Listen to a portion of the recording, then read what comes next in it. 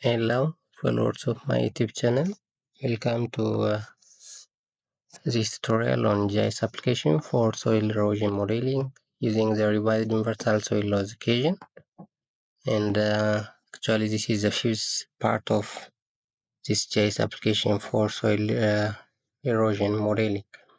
And this part is about force parameter, which is the land use land cover factor. Alright, previously we have seen the introduction part, that is the rainfall erosivity, and thirdly we have seen about soil erodibility, and last time we have seen about slope length factor, and today we will see about land use land cover factor, which is C factor. Okay, so the land use land cover factor represents the ratio of the soil loss under a given land use land cover to that of the base soil. Okay, so when we are talking about this land use land cover, which is C, we are considering about the ratio of the soil loss under a given land use land cover to that of the base soil. That means without land use land cover, and if there is a land use land cover. So if you compare or take the ratio of the soil loss during the both two cases, we can say that the land use land cover factor C based on the Morgan 94. And the more of the soil that is left uncovered, maybe during, before, or after tillage, okay, the greater the risk of soil erosion by the wind or water. Yeah, so if the soil is not covered by different vegetations, maybe different grasses or different irrigation practices, it may increase the risk of soil erosion by water or other factors. So as Nissan said in 1997, the land use land cover factor is of the paramount importance in the determination of erosion hazard assessment. Yeah, because of the large difference between its minimum and maximum values. You see, the land use land cover factor is highly sensitive. Okay, so we should have to care on this land use land cover map preparation. Okay, therefore slight mistake in land use land cover map can result in a large over or underestimation of soil loss. Therefore, critically prepared land use and land cover map is necessary. So up-to-date and accurate land use land cover map should be used for analyzing safe value. Okay, the land use land cover map for this tutorial is used from the Ministry of Water and Energy. Alright, so if I have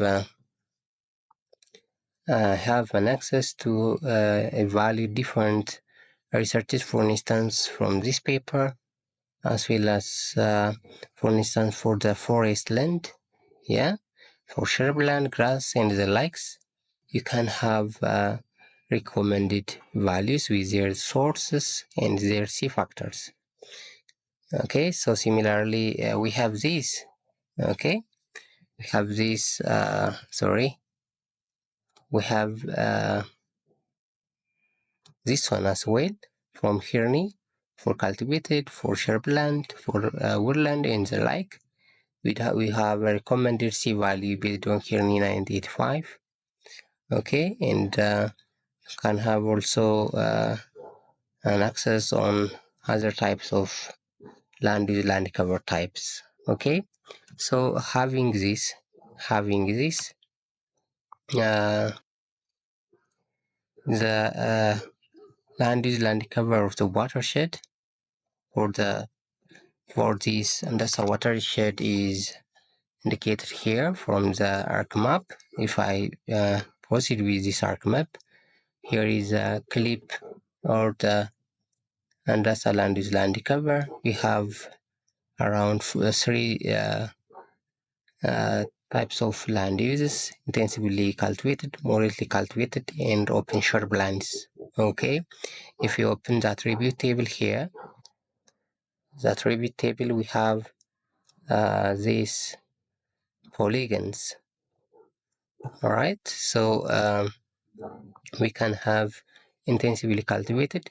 These moderately cultivated areas are available in two places. That's why it is marked in such a way, but for our purpose, we are adjusted as generally we have three types of land use land cover types. Okay, so having these land use land cover types, you should have to prepare a table just like this, okay, that helps to join based on FID, okay, with C values. I have extracted those C values for the intensively cultivated, moderately cultivated, and open shrublands from the previous review papers. All right, so you should have an access to get C value for different land use land cover types. So having this FID for instance for the FID 0 from the GIS environment, the first one is FID 0, yeah, 0, which is the land cover type is intensively cultivated, yeah. So you should have to put in such a way. Good. So for the moderately cultivated, that is FID 0 for moderately cultivated. Similarly, moderately cultivated areas are available on FID 3.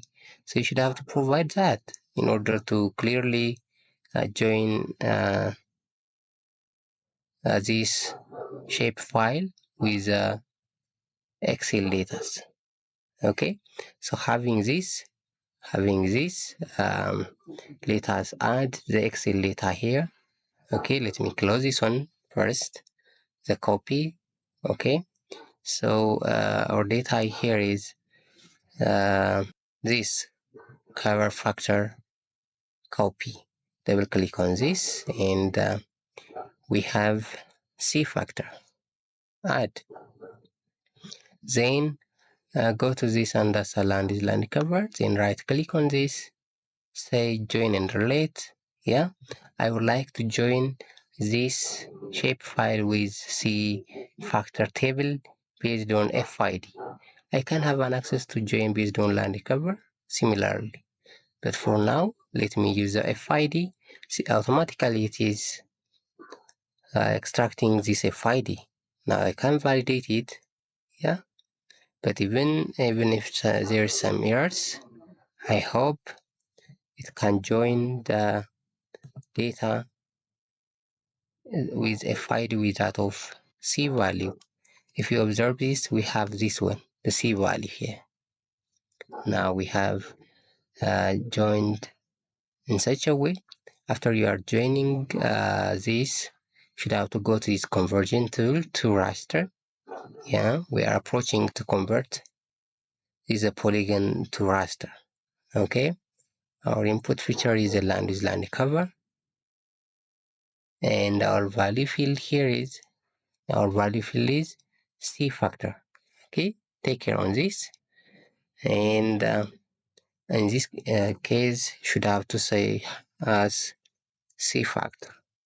Okay, C factor, save, and the other are optional, so you should have to leave as it is. Say okay. Now we are approaching to generate the C factor value.